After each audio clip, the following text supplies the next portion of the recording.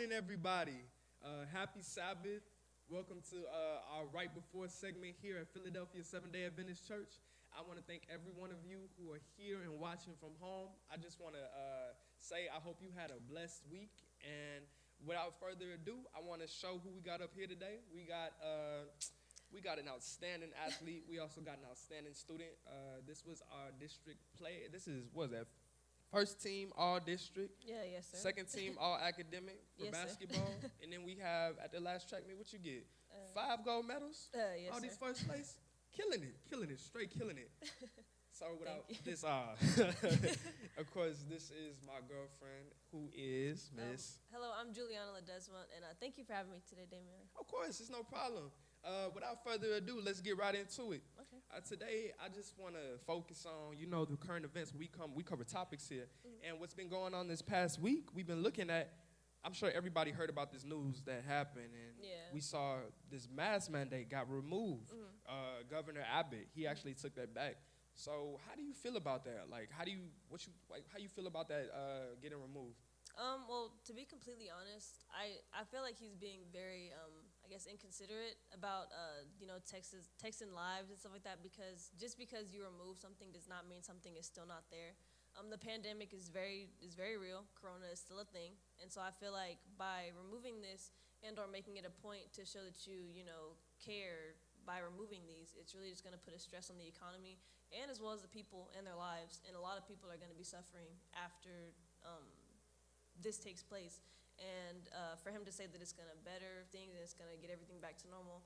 I mean, we didn't have masks before, and whenever they were put in place, it lowered the numbers of the people being affected. So if you were just to remove all of that in a time whenever people are going to be out and people are going to be about, it really is going to disrupt a lot of people's lives, and it could potentially end a lot of families.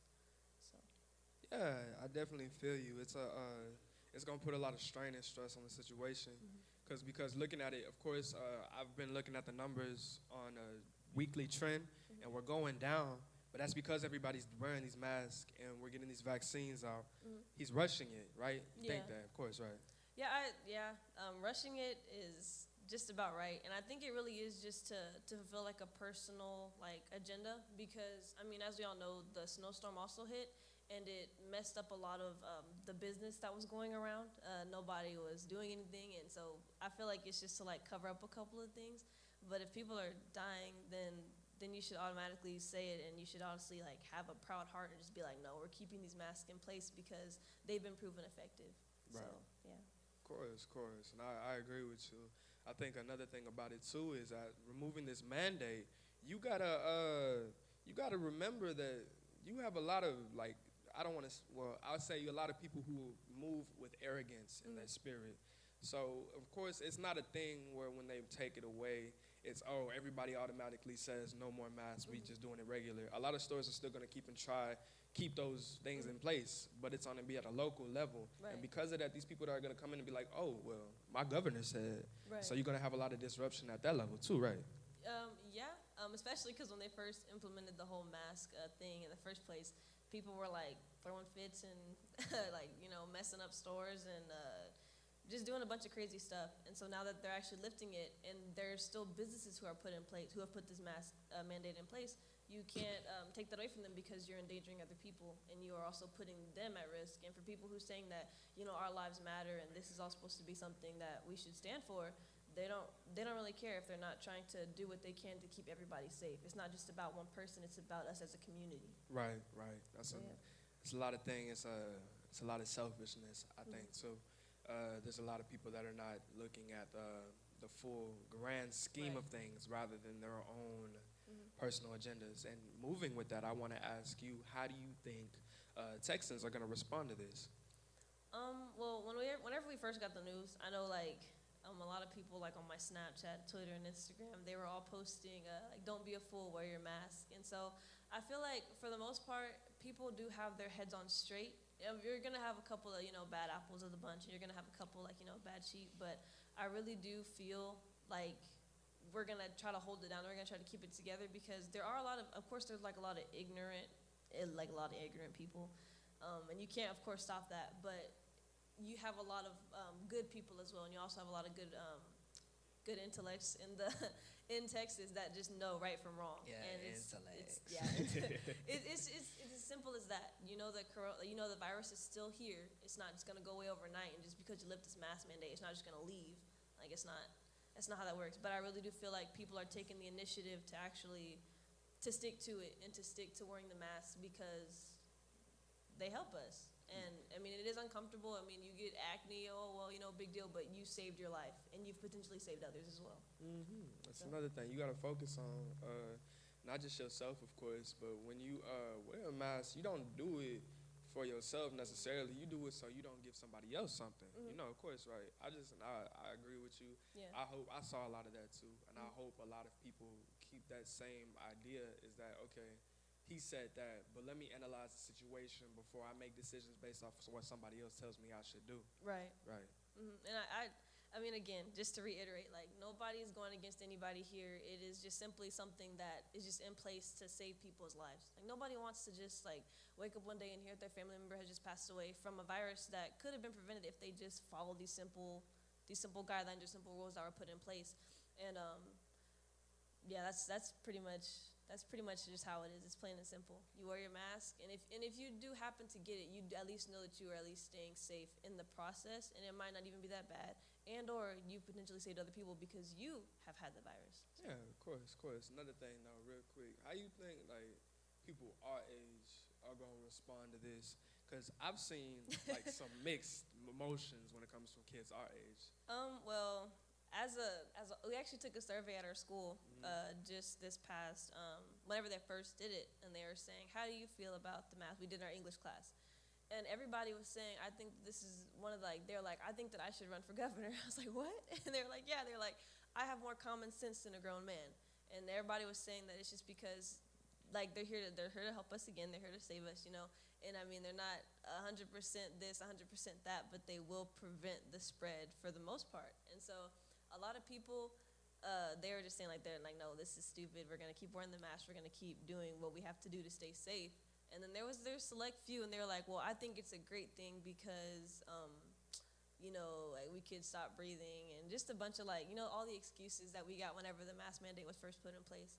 So I think that our generation is going to take it a little bit better because we've been having so much flack over the past couple of, I don't know how many months we've been channeling this type of aggression, and we're kind of over it, and we're just trying to get out of it as soon as possible. And if whatever we have to do is whatever we have to do.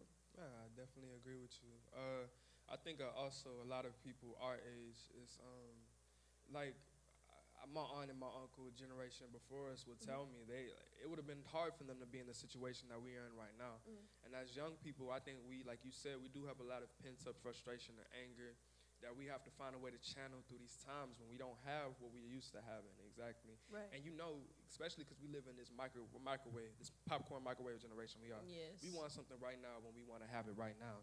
So when that came up, how you think that people felt about that after seeing that, It was mostly just everybody was like, my freedoms are gonna be taken away. I mean, I heard most people would say that. I'm just thinking in my head, would you rather have to wear a mask or would you rather have to wear a ventilator? That's honestly how I thought about it. You could die, and it's as simple as that. You could lose your life, and somebody else could lose their life as well. So, for people to be frustrated, I understand that it's that everybody's placing the blame and pointing the blame at people, but if you know what went wrong.